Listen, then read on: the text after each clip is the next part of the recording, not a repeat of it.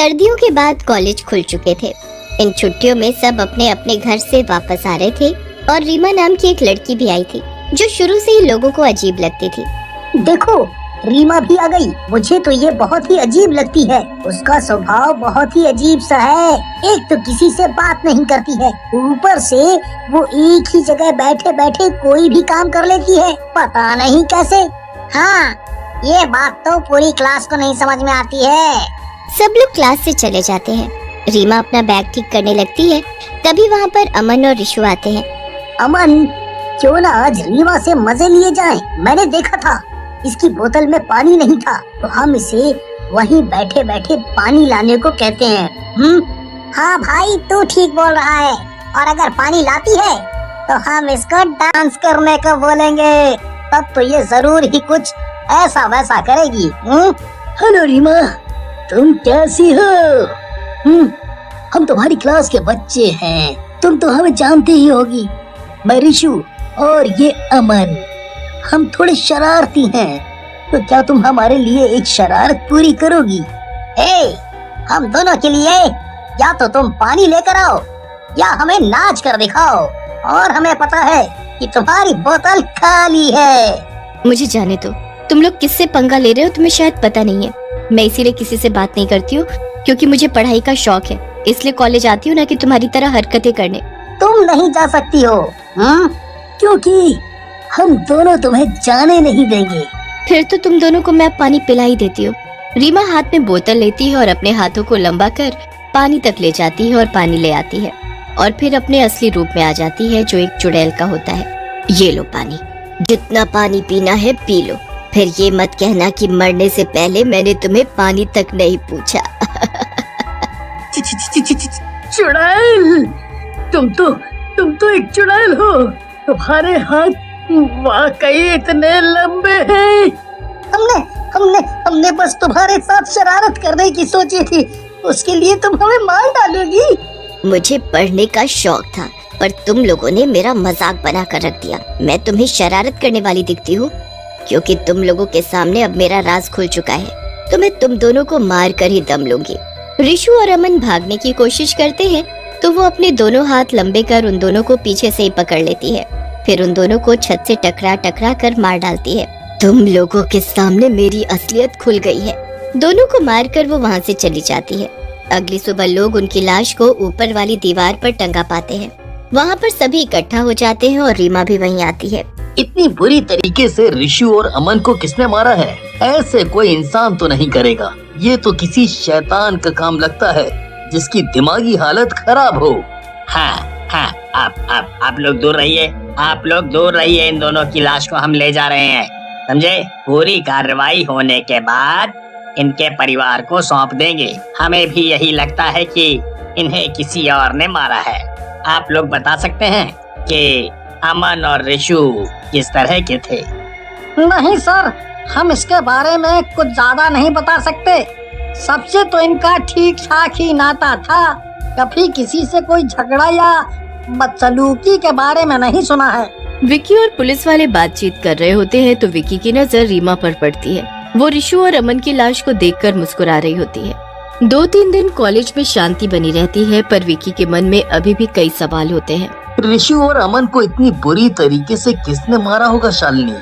हाँ, इस बारे में मैं क्या कह सकती हूँ। मुझे तो उस दिन से बहुत डर लगने लगा है। किसने ऐसी हरकत की होगी? वो बहुत ही डरावना मंजर था। एक लड़की होने के नाते तुम ये सब देखकर बहुत भयभीत हो गई थी ना, क्योंकि हम लड़के भी उस चीज को देखकर डर गए थे। पर मैंने एक अजीब सी बात गौर की। तुम रीमा को जानती हो ना? वो उन दोनों की लाश को देखकर मुस्कुरा रही थी। रीमा चुड़ैल उन दोनों की बातें सुन रही थी। इस विकी और शालिनी को लगता है मेरे बारे में शक हो गया। क्यों ना इन दोनों का भी शिकार किया जाए।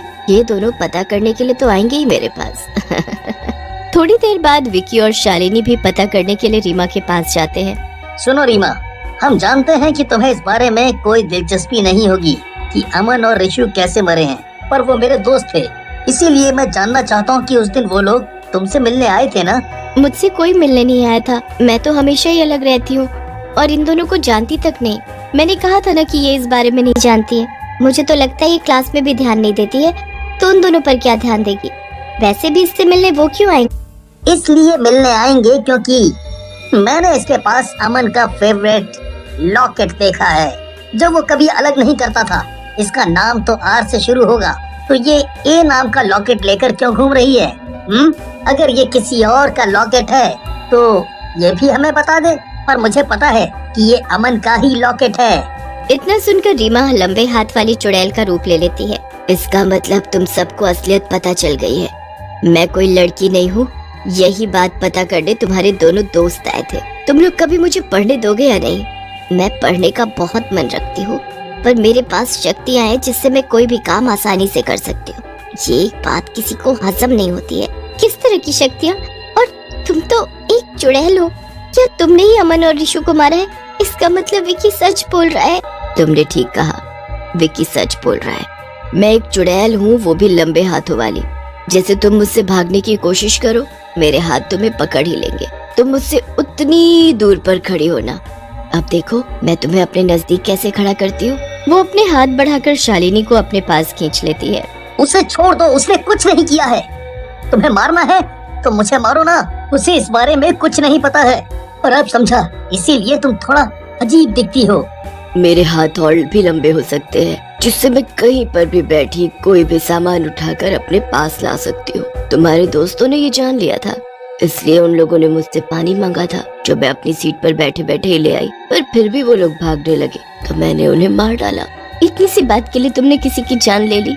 वो सिर्फ तुमसे पानी ही तो मांग रहे थे। तुम्हारा मन नहीं था तो तुम उन्हें नहीं देती, वहाँ से उठकर जा सकती थी। वो लोग मुझसे मजाक कर रहे थे, तो मैंने भी उनके साथ थोड़ा मजाक कर दिया। जैसे अब तुम लोग मेरा दिमाग खाने आए हो, तो मैं तुम लोगों को बिना नमक मिर्च के ही खा जाऊंगी, क्योंकि अक्सर तुम जैसे लोग मुझे सताने आ जाते हैं। मैं कैसे बुरी हुई, हर बार का यही लगा रखा है।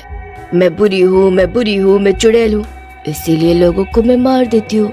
पहले तो वो इस बात से हैरत में रहते हैं कि मैं अपनी जगह पर बैठे बैठे किसी सामान को कैसे उठा लेती हूँ। फिर थोड़ा सा और जादू दिखा दो तो लोग मुझसे दूर भागने लगते हैं।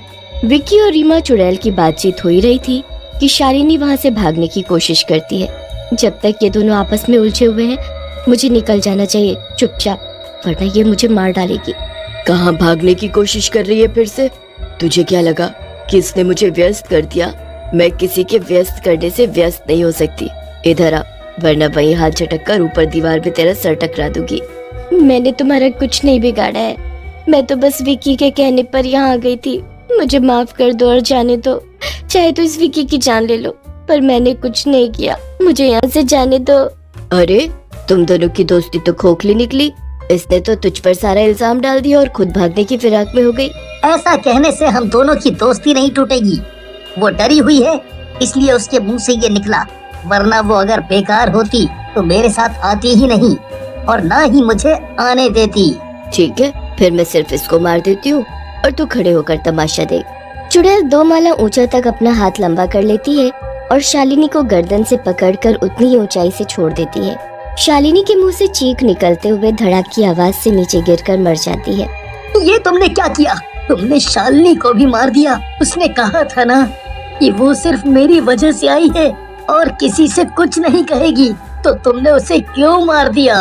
क्योंकि मैं किसी को ये नहीं बताना चाहती कि मैं एक चुड़ैल हूँ, और मुझे पता है कि ये बाहर जाकर इस बात को बहुत तेजी से फैला देती। मैं ऐसे लोगों को मार देती हूँ जो मेरा राज खोलने की कोशिश करते हैं। बस मैं शांति से रहना चाहती हूँ और पढ़ाई करना चाहती हूँ, लेकिन ये नहीं चाहती कि किसी को पता चले कि मैं एक चुड़ैल हूँ और इतने सालों से इस कॉलेज में पढ़ रही हूँ। आज तक मैंने किसी को अपना शिकार नहीं बनाया था, मैं हमेशा बाहरी लोगों को ही अपना शिकार बनाती थी। ये तो तुम्हारे उन दोनों दोस्तों ने करवाया, इसीलिए अब तुम भी मरोगे मेरे हाथों। ठीक है, अगर तुम मुझे मारना ही चाहती हो तो उससे पहले तुम मुझे वहीं खड़े खड़े पकड़ कर दिखाओ, तब मैं इस बात को मानूंगा। अगर तुमने मुझे पकड़ लिया तो मैं खुशी से हंसते हुए अपनी जान दे दूंगा। मैं कुछ भी कर सकती हूँ, अब तुम भी भागो और मैं तुम्हें पकड़ कर दिखाती हूँ। विकी भागने लगता है। भागते भागते वो सोच लेता है कि उसे क्या करना है। विकी जल्दी से अपने पर्स में से भगवान की फोटो निकालता है और जैसे ही चुड़ैल का हाथ उसके पास आता है, वो फोटो उसके हाथ पर लगा देता है।